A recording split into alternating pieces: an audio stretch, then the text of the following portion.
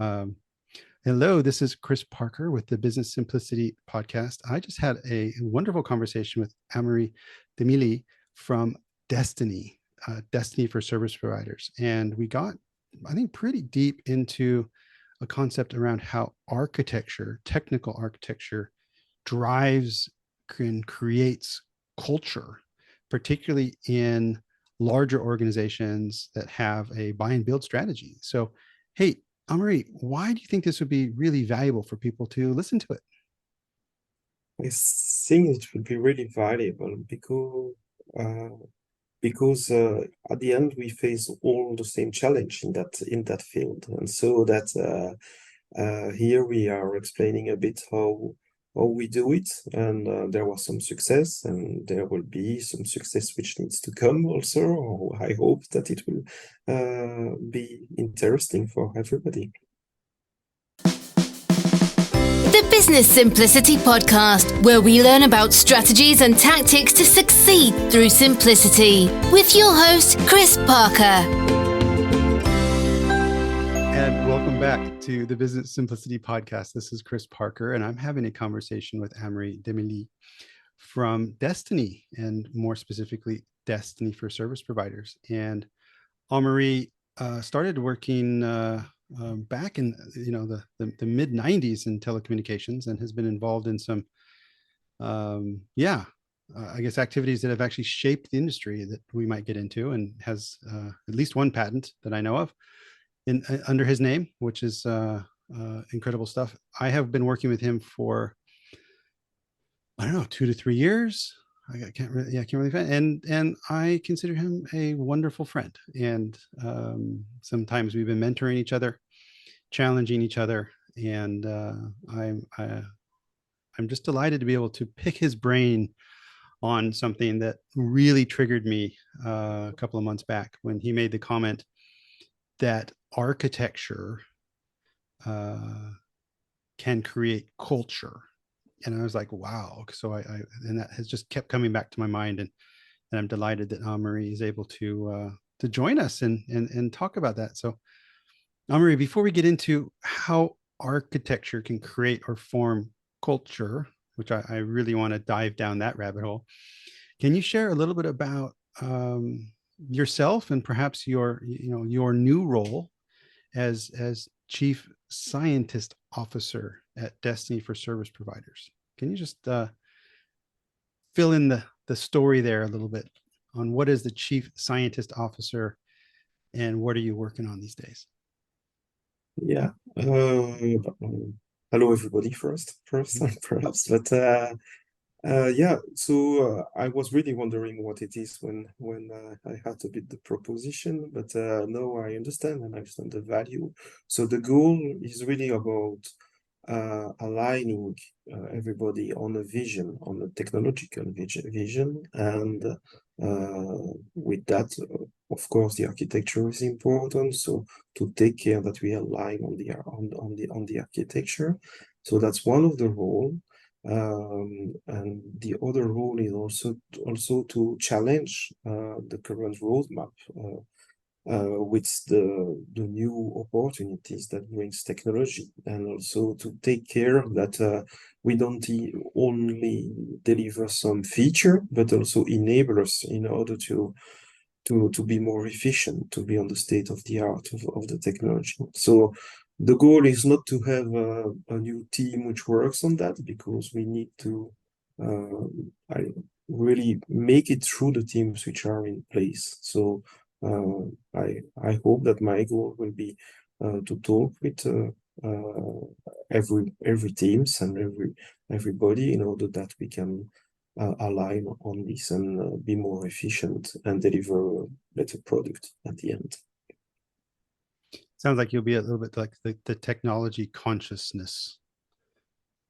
Yeah, this is the idea. The idea is that at the end we have a buy and build in Dstny way of making things, but it's not easy, because everybody has his own culture, architecture, way of working, and all of these. So if we don't make something explicitly, it will not come very naturally and necessary, Hmm. because everybody needs to have a transparency on where we want to go and so on, and we need also to define this where we want to go together, for a specific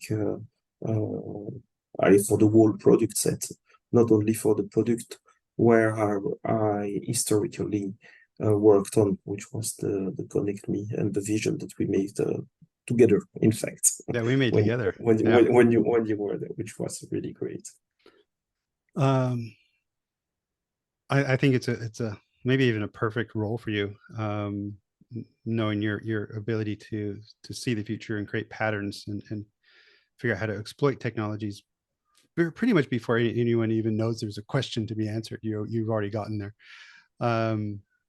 Chief scientist officer, and maybe a little plug for myself is a role that I can imagine would be a lot of fun as a chief simplicity officer. So if there's anyone out there who's looking for a executive to come in and be the consciousness of simplicity, then give me a shout.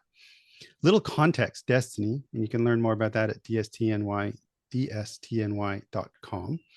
is it's a Belgian-based organization, but they've got offices around Europe and also Egypt. It's in business communications. So if you have a business account with a local carrier and you have maybe a call recording or voicemail or call routing, it could very well be that Dstny is providing that service because they provide that through their own local carriers in a couple European countries, and they also resell that through other service providers. And very important is this is a private equity backed company with a buy and build strategy. So they buy either market position, but in Dstny's case, usually capabilities in the form of own IP. And the challenge, of course, is the humans that have made this IP, this technology, are always coming from a different place. And they have been solving slightly different problems for slightly different customers. And then the challenge is, how do you sort of amalgamate that into a coherent vision and architecture? And I'm delighted to hear that Dstny has requested Amaury to be that consciousness, that chief scientist officer. So keep that in mind when we're talking, because it's a highly complex human and technological environment, like any buy and build company. And Dstny is definitely investing to resolve those things over time and add more and more value to their customers. So, Amaury, vision and architecture to create alignment for people to connect. I guess before we start talking about your vision of how to solve that, maybe unpack a little bit, like what kind of problems do you see that if you buy 6 or 7 or 8 companies that have different cultures and architectures, what are some of the patterns that cause waste and frustration? And I'm not necessarily talking only about Dstny, because these patterns I think you would find in almost any organization. So let's just kind of make that, abstract that away into the generic. What sort of pain can people experience if you don't do this work that the chief scientist officer will work on? The main pain is an overlap. So there is an overlap on the product side, sometime, but normally when it needs to be mitigated, because normally we know why we are going together also. So there are a few things where we want to make better together. So but still, for the people, one of the pain is to understand why we are together, and to really explain and align on a certain vision that everybody accepts, because like for the we have also different culture. We had also some different vision, and now we need to make it work together on a new one. And also, this is one of the pains, is that there was some architecture. So Often we have all some technical debt in this company, but these are opportunities in order to be stronger together. And we have really seen it with the acquisition with Esco and Telepo. Esco was my former company, and Telepo was really a big company in the Nordics, which has millions of users. Is that we really can work on making things more on the top of the edge or the edge of the technology. So and we really seen that we make more progress in 2 years together than before. So there are some challenge, but there are some opportunities also. And I would say that indeed we are there. The challenge is that everybody needs to work together. So we need to align the culture. We need to understand each other. We need to actively work on certain topics together in order to see the advantage and to feel the advantage to work together. So these are really the normal things. And if we don't do something about that, but people like for other, they don't have necessarily the trust, and so you need to build this trust by working together, and they will even go in a kind of their own culture, because when you make this by build, in fact, it's if you don't understand it, you will try to keep what you are knowing, and so in fact, making a try and build asks really investment in order to succeed. It's not like that we will keep like we have done before. Also, what is really one of the big problems is the customer base, because we have each of our own customer base, and at a certain time, if we need to make some more efficient product portfolio, yeah, you need to make some decision. The first time that we met together with Telepo, there was this kill your darling kind of video, and it was really like, we had to kill our darling at the school, because we will stop to use our telephony system, because it's a fact that in Telepo there are 4 million users, and it's really a great backend for the unified communication. So we need to kill our darling, but it's an opportunity to reposition ourselves, where what we have made is to reposition ourselves more on the UC client side. So maybe to re-explain that for people who perhaps aren't familiar with the industry or the case. And this is a very deeply human journey that we went on together. And I think the success of it so far has been really down to the collaboration between you and the CTO in Sweden, who decided to, I would say, not accept blindly each other, but at least give the benefit of the doubt, and to be open for tolerance. And when you buy a number of companies, and so you will at some point have duplication, overlap. And in your case, you had a core telephony system, which was being invested in, and a group of people that were incredibly passionate about it. They've been working on that for years. And there was an equal group of people up in Sweden that had built something else over the years. And that's not easy. Meaning how can you tell one group of people that, I'm sorry, this thing that you've built with your blood, sweat, and tears over the last years is end of life now, all of a sudden. Of course, it's more complicated than all that. And that's where the whole concept of kill your darlings came up. And in this case, I think seeking connection and seeking to see the value of each other it became almost a hard but natural conversation to discover what should be killed as a darling and what should be invested in, and how can you I guess redirect or give people the opportunity to start contributing to different parts of the platform than maybe they normally would have. And for me, this is all just the human journey that takes time and care and openness. And for me, it was just one of the highlights to be part of that journey and helping out as I could. So and if you don't do this, if you don't go through this work, then you're going to have customers from all the different legacy companies that could be further confused. The products, maybe if you kept some products and didn't give them the proper investment, then the technical debt would get bigger.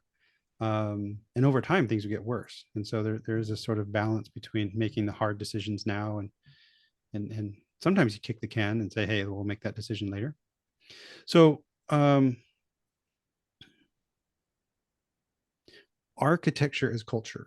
So every organization has a de facto architecture. And in this case, I'm mostly talking about technical architecture, but for me, a business design or business architecture also includes and should include what is the definition of customer, because that's something how you're designing your business, and how do you define your product to meet the needs of that customer, and what's the organization to work on that product. And then there's the technical architecture. So for me, that from an enterprise architecture, it's quite a holistic thing. So I'll let you define architecture yourself. And I'm curious, embracing and engaging people in the architecture discussion, how does that shape the culture?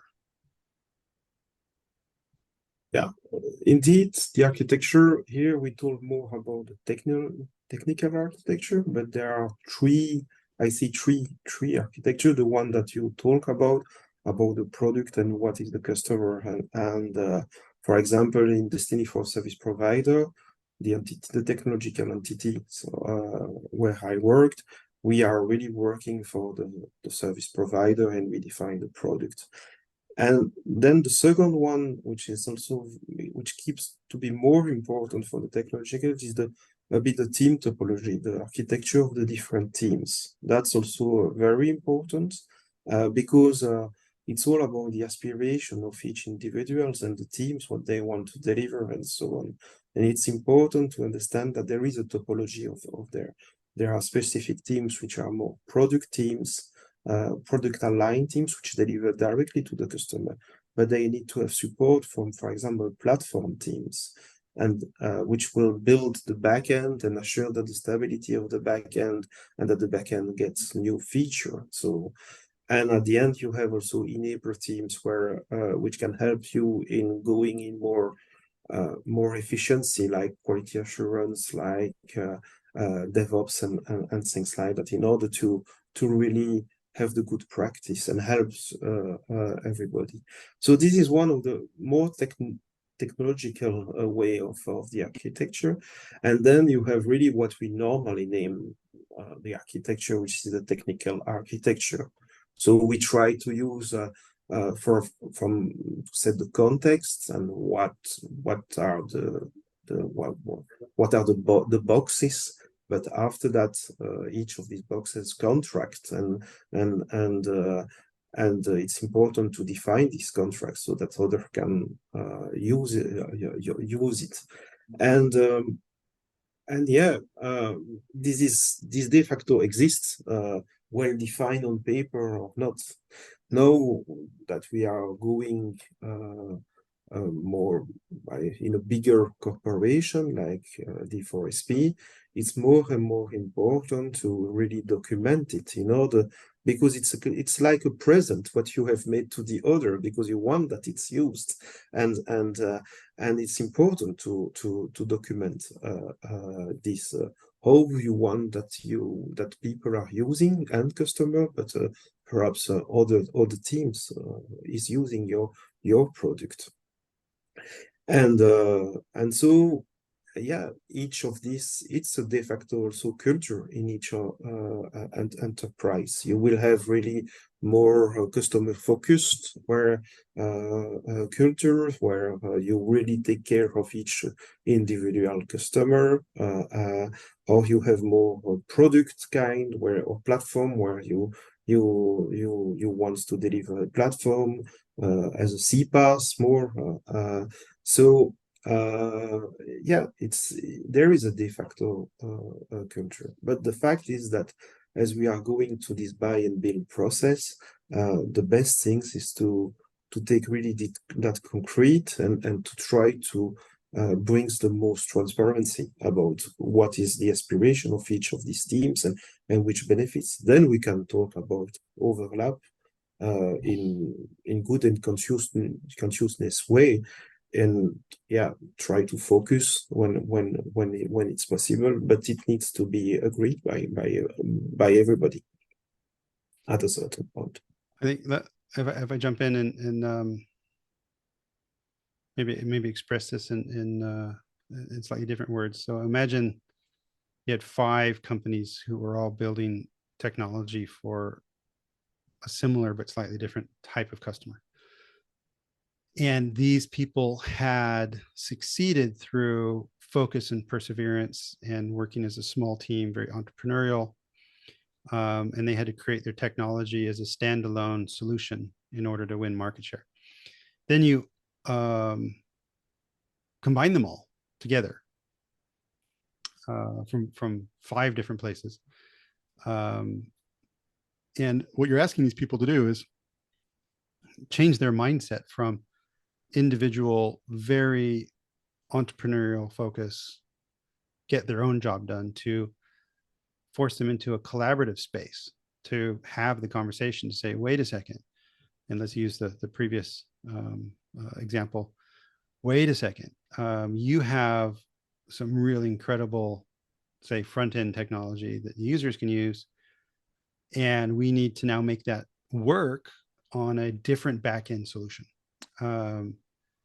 And so the fundamental design requirements of some of this technology even changes. I mean, it needs to be supportive of components, modules in the future that they might not even know. And in some cases, they need to actually use different backend systems. So this is a human change and a technological change. And doing that all while keeping your customers happy. Yeah, that's the difficulty. Which is like sometimes you wonder, like why do people say yes to this stuff? It's absolutely bonkers, but it's also a tremendous amount of fun. So, and again, speaking in general terms, you have a number of companies with a de facto architecture. What's your advice, or what's your plan as chief scientist officer to be that consciousness, to say, hey, we know all of these changes are happening. We know there's tensions, very natural, normal human tensions, because people are coming from different places, to create that space for, I don't want to call it future proof, but future looking technical architecture as a lever for this culture to reform over time. What's your advice on how to do that?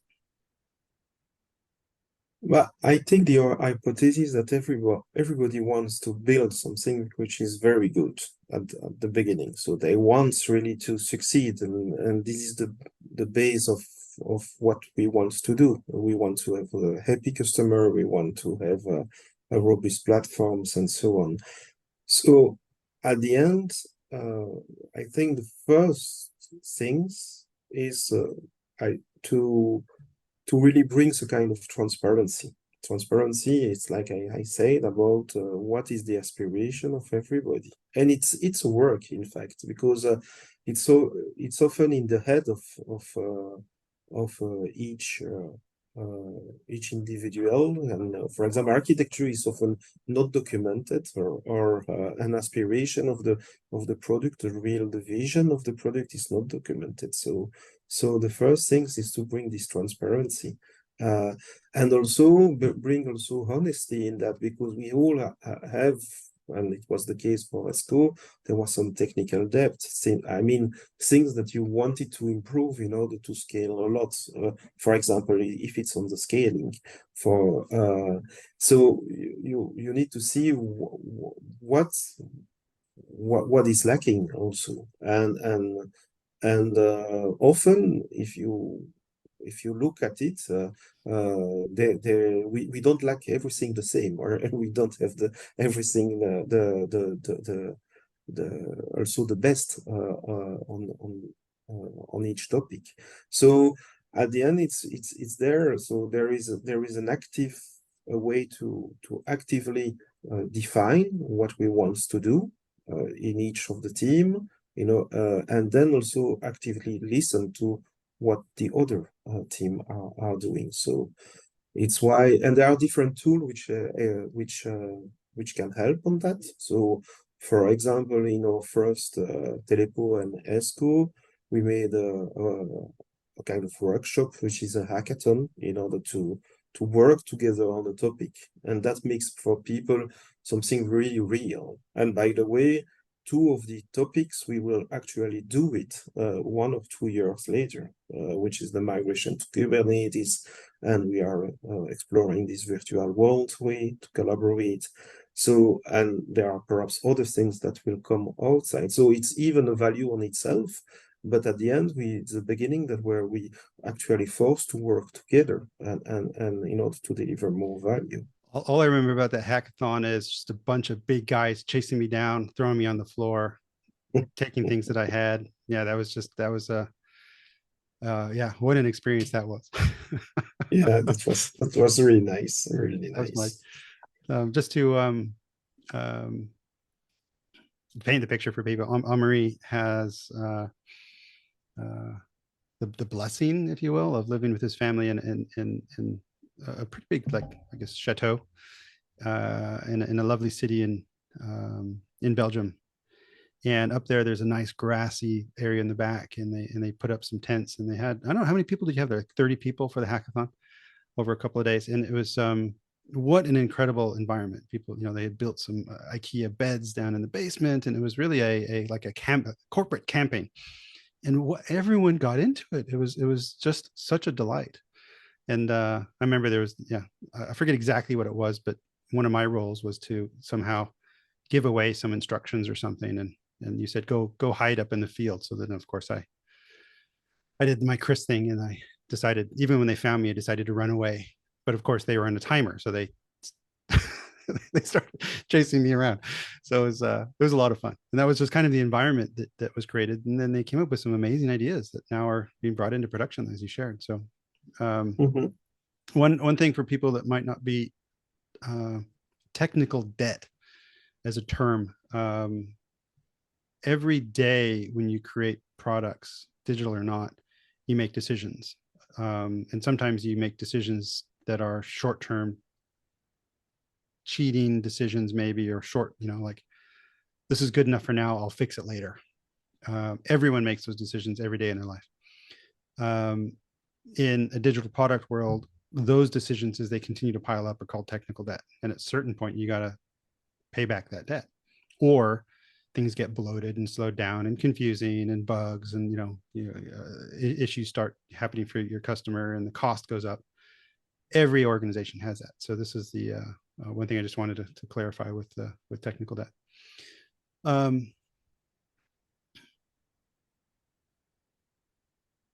What sort of culture do you imagine can evolve from a engaging, interactive, open architectural dialogue?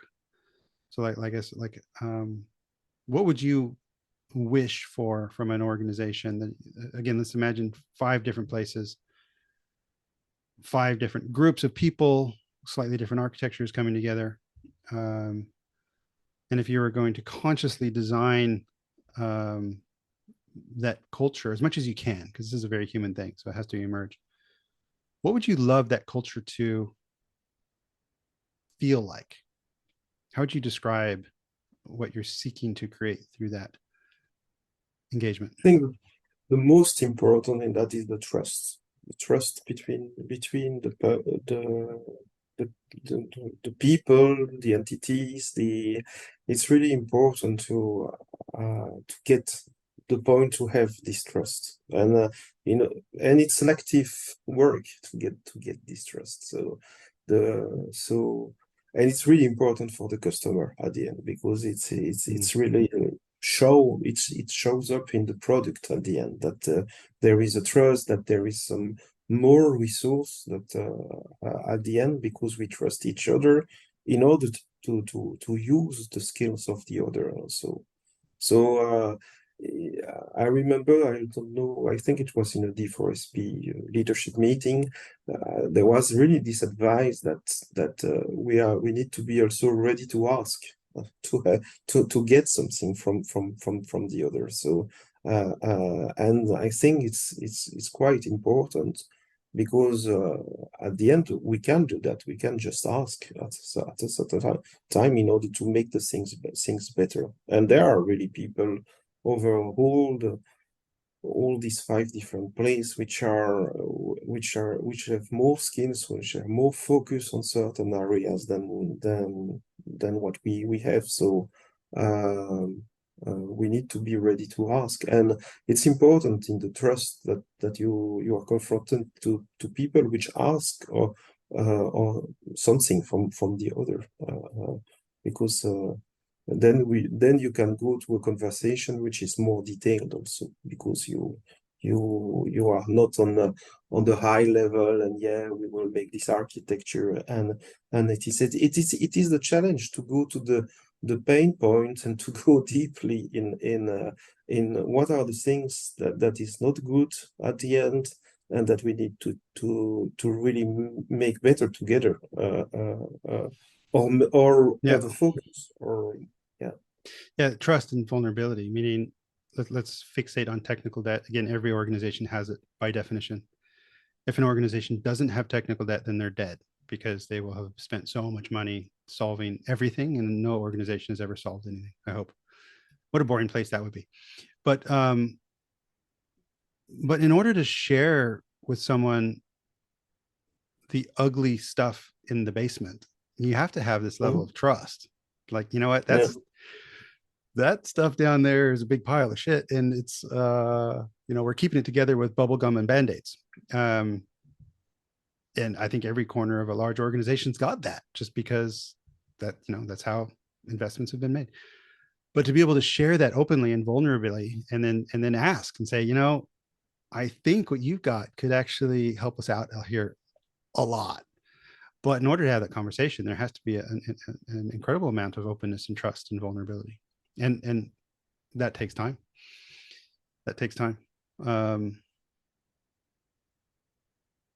Really nice. So, a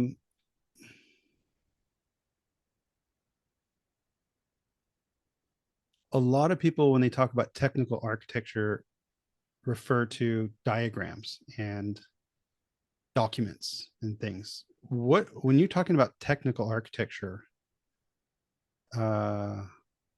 as a deliberate, conscious decision, not an unwritten de facto, what would you recommend is, like, how do people communicate a technical architecture so it's clear enough that people can make decisions, ideally autonomously as possible, or know when they need to engage and collaborate? What's your vision on a good way to communicate a technical architecture so it can inspire that trusting culture? Yeah, what we tried, I don't know if it's the best one, but at least the beginning of this. I said good. I didn't say best. I said good. Yeah, on choice, because I don't know what the best is either. I'm just, what's a good way? It's this 4S way. So you have first the contextual, where architecture, where you really focus on the why, and why you are doing stuff. What is the goal that you want to achieve, the pain that you resolve, and and then you what is the goal which needs to be solved by your architecture, and then you explain really what are your box, the different box that you have, which is the conceptual boxes, which we and explain how it fixes these pains that you discuss, because an architecture is yeah, it's a product increment somehow in the agile way of working. So it's like a bit of a product also. So you need to say the why and the pain that it's also not going too much in the detail. So this is the first layer. I think it's really important. It's also there that you express the intention which are behind, because will be very important in the culture aspects, that yeah, these teams, they have this intention and they really want to do that.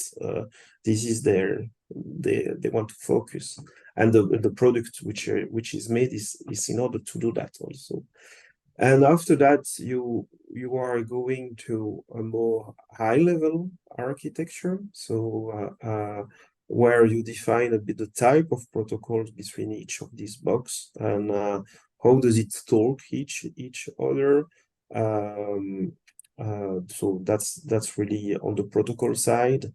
You will express also some certain call flow for the main user story, how this architecture is used, in order to really concretely explain that it solves certain use case on scalability side, and depends of what is the focus of the aim of the architecture, what are the basic use case, and yeah, after that you can dig in more details, but it's already very good if you get what is the intention, and what are the basic boxes, and what is the persona which will enjoy to use it. After that, there is really a lot of all the things that you see in a due diligence. Typically, this is another way to see it. So how do you take care of the quality? How do you take care of the security? How do you take care of the provisioning, the billing, the invoicing? And I can list a list of questions and ask yourself in order to dig in certain of all of this detail, because at the end, this makes also the product working A to Z, I would say. But it's not the most important. It's important, but it's not the most important. The most important is to get the intention, the why we do things like that, and what are the benefits. Well, I was triggered by the architecture as a product. And I can imagine maybe the chief scientist officer is the consciousness of the architecture by looking at it as a product. So maybe it has a backlog of itself, because the architecture is continuously to be updated. So that would be fun if there's every sprint or so that there's improvements or enhancements to the architecture through dialogue and through discussion. So and what also resonated with me is making it visible and defined. I think it also gives people a language in which to talk about it. So you mentioned I guess the boxes or some sort of domains in the architecture, and if you give a language to the humans that they know what they're talking about, because a lot of times people come from different places with the same definitions, or different definitions for the same words, and again, it takes a while to like, wait, I don't think you're talking about what I'm talking about.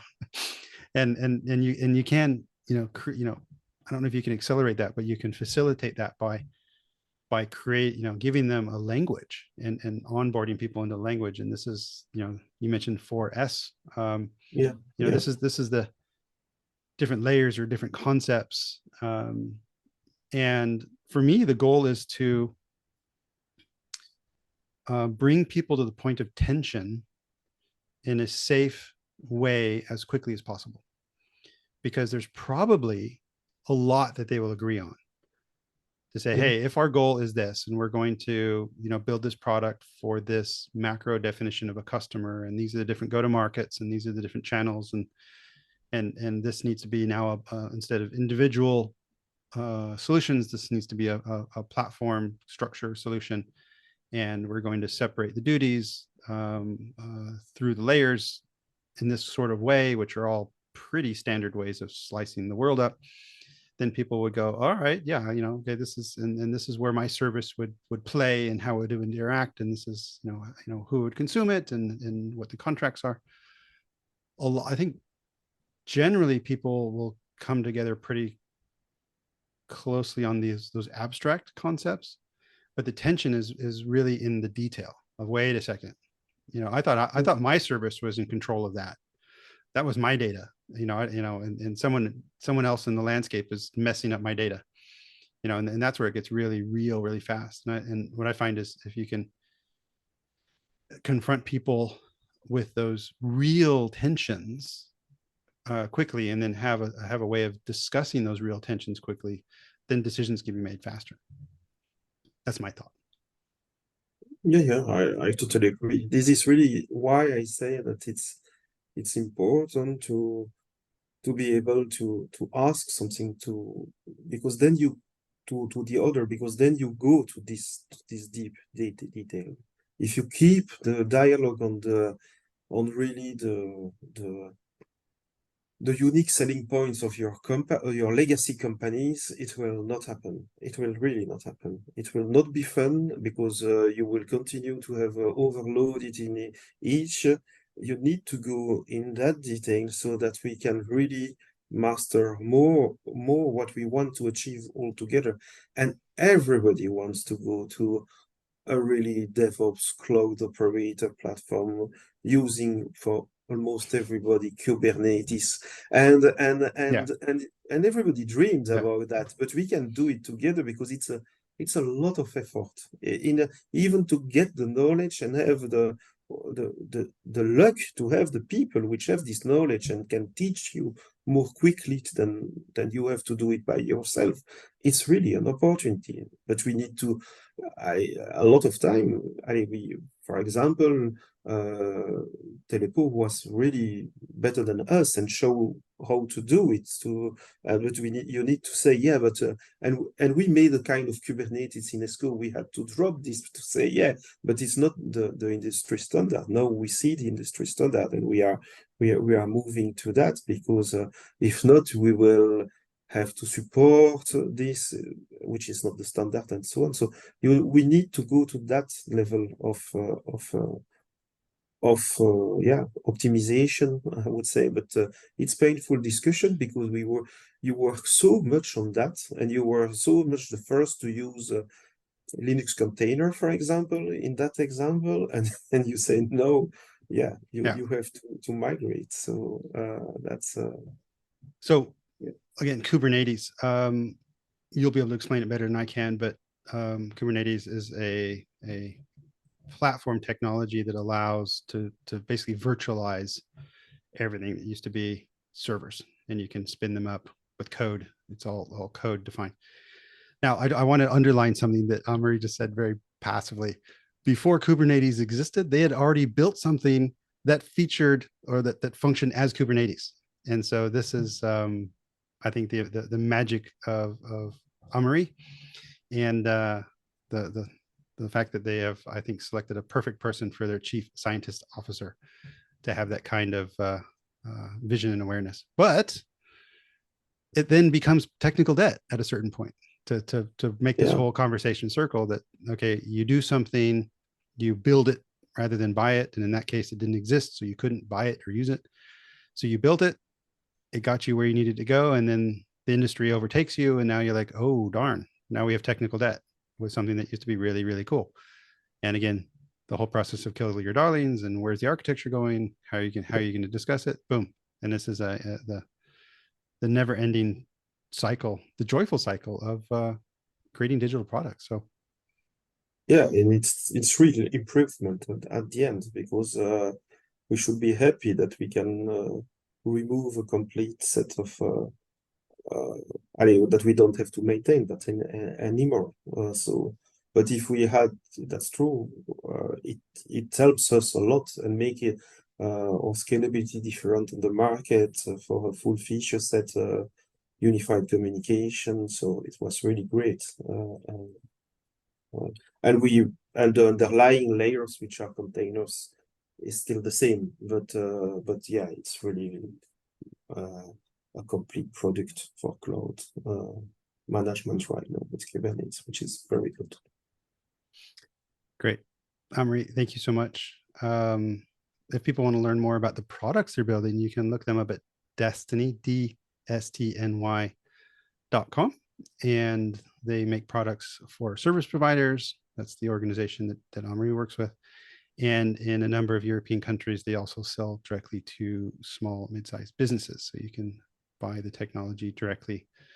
And you can find all that on dstny.com. And if you want to get in touch with Amaury, I'll put his LinkedIn account link in the show notes, and you can get in touch with him then. So Amaury, thank you so much for sharing, as the new Chief Scientist Officer of Dstny, the story and the wisdom behind architecture drives culture. Amaury, thank you so much. Thank you all. Thank you for listening. Visit ebullient.com to download the Simple Business Design Framework. Don't forget to like and subscribe to the podcast on your favorite player.